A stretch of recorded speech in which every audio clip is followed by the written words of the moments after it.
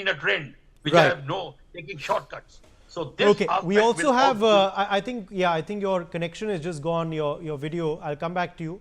But Captain C.S. Randhawa also joins us now, President Federation of Indian Pilots. Captain Randhawa, tragedy really of huge proportions in Ahmedabad, Gujarat. Your first reaction to what possibly went so horribly wrong? It's an extremely tragic accident. Air India has lost an aircraft after many years after the Emperor Ashoka crash on the 31st of December off Bombay. And the first thing which comes to my mind, I came to know of this accident around 3 o'clock. I landed from Goa and I got this news.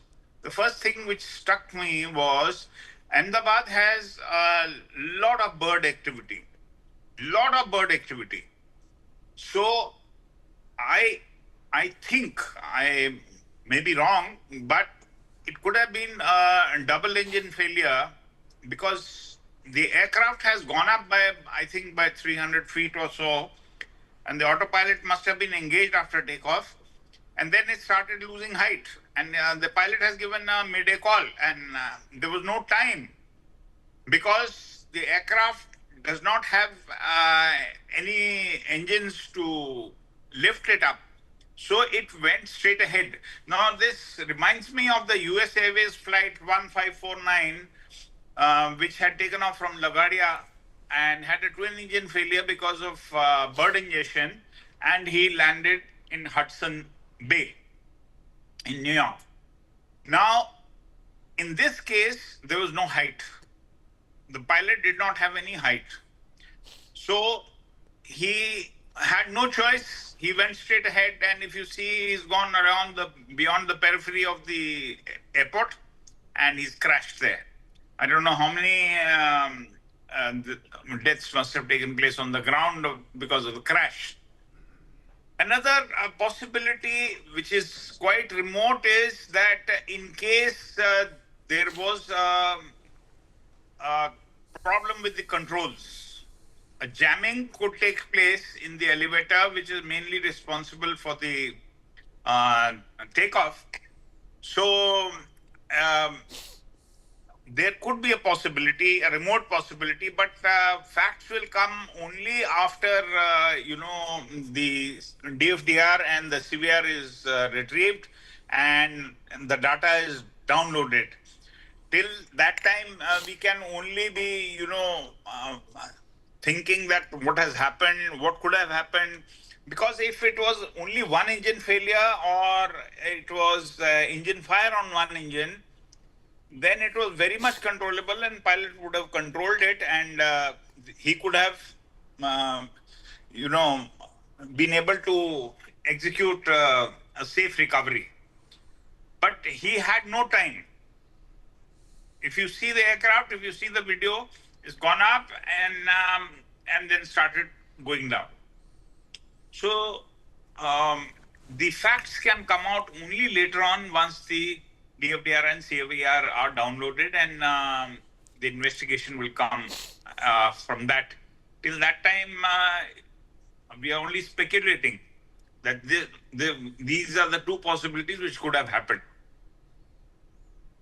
Yes, indeed. Captain Randhawa, also, with these parts of the aircraft which are lodged in the nearby buildings to the crash site. Now, what are we to make of that? It could be the fuselage. It could be, it's the rear end, it seems. There's a wheel as well, which has been lodged. Now, did that happen, pre-crash? Did that further lead to the spiraling down, or was the aircraft engine possibly failed already? No. You see what happens that after takeoff, the landing gear is retracted. So landing gear is retracted if you see the video film. So landing gear is retracted because by 300 feet, he's already engaged the autopilot also. So it has happened above 200 feet. My presumption is around 300 feet.